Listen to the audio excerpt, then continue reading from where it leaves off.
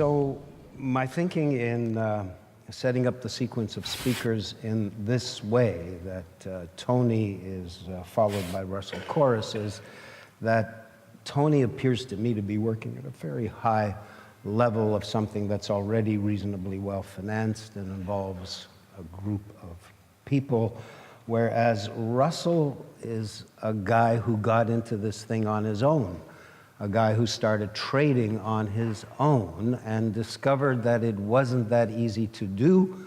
One thing led to another. You can tell us what you did next. This is Russell Korus. Thank you so much, Moses.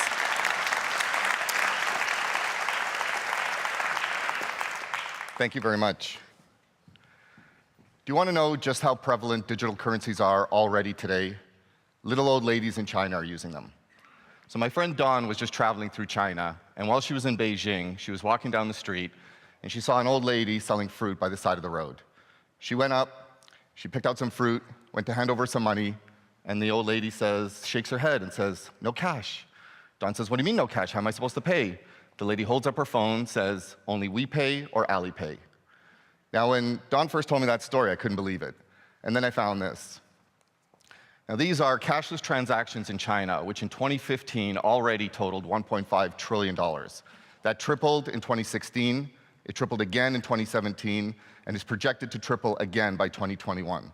And the most amazing thing about this entire $15 trillion economy is that there's not a single bank involved anywhere in the entire process. So how did this happen? Well, it happened because every great technology has its moment in the sun. Its mass adoption moment, where it goes from being obscure and in the fringes to something that's valuable and just a part of what we do every day. And I'm here to tell you that cryptocurrencies are at that exact moment right now. So over the next few minutes, I want to talk about three things: where we came from and how we got here, why trust is so important to all of this, and what it's going to take to propel cryptocurrencies to the next level. In 1993, Tim Berners-Lee released a piece of code into the public domain that became the World Wide Web and changed everything. I graduated from Queen's University in 1994, and I got into IT just as Windows 95 and the first Netscape Navigator were released. And for the internet, this was its mass adoption moment, because it represented, for the very first time, an easy way for people to get online. But even as far as 1998, nobody could envision things like Uber and Airbnb and the ubiquity of smartphones. So paradigm shifts can happen very quickly. Similarly, cryptocurrencies like Bitcoin and Ethereum are already transforming the way banks and financial markets operate. They're disrupting supply chain and healthcare and digital identity and virtually every other industry. Cryptocurrencies and blockchain will have as much influence in the world over the next 20 years as the internet has had over the last 20. Now, if you would have invested $1,000 into Bitcoin back in 2010, you would have had just under $200 million at Christmas. And although it's true that you would have lost over $100 million since the start of the year, you'd still be up about $70 million on your $1,000 investment.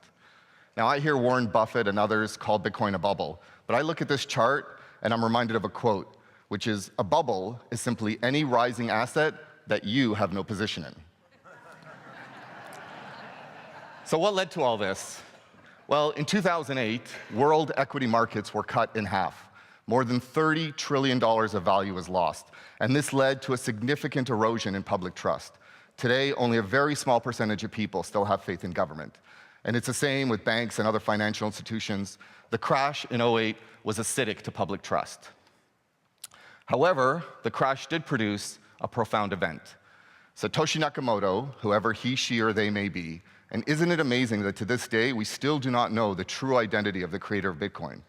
But Satoshi Nakamoto, much like Tim Berners-Lee before him, released a piece of code into the public domain that became the Bitcoin blockchain and once again changed everything.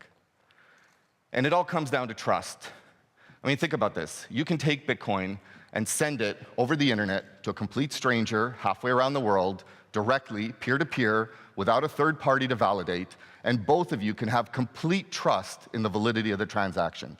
In fact, Bitcoin transactions are considered trustless because the concept of trust doesn't even enter into the equation. You cannot claim to have sent it if you didn't.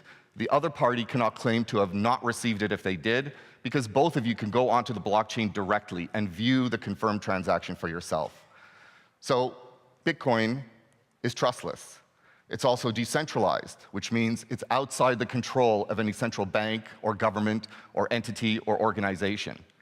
It also writes all of its transactions to a public ledger, visible by anyone at any time. And its record keeping is also immutable, making it free from fraud, corruption, manipulation, or even honest mistake. And it's these qualities, the trustlessness, the decentralization, the publicly available ledger, and the immutability that have really captured people's imagination and why Bitcoin is the furthest thing from a bubble. So at this point, you're probably thinking, wow, that guy up on stage is really persuasive. I got to get me some Bitcoin. Well, unfortunately, there's a problem. And the problem is that the current cryptocurrency exchange industry is lagging very far behind when it comes to things like usability, intuitiveness, support, security, and a whole range of other user experience issues. The current situation is such that only the most technically savvy and determined individuals will ever make it all the way through the end. Most people will simply give up at some point along the way, leaving Bitcoin permanently in the fringes.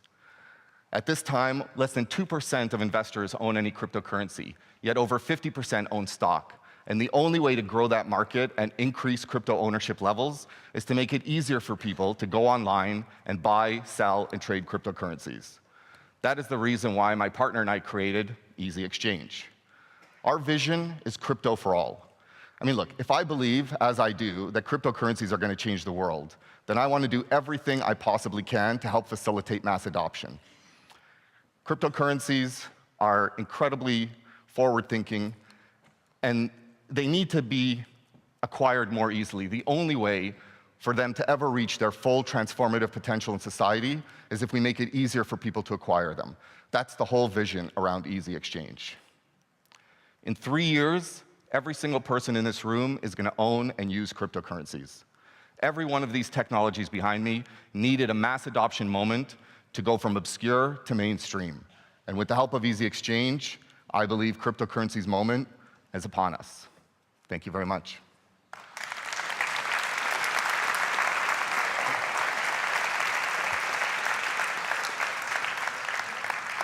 Yeah, so Tony says don't, and Russell says do.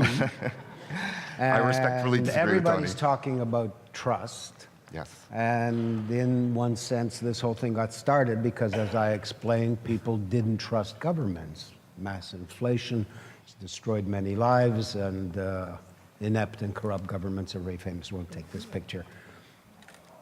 Oh, that's perfect. Just do one more. Keep your eyes open. Thank you. Thanks very much, Russell. Thank you. Really appreciate it, Yeah. Moses. Thank you. So- Thank you very much.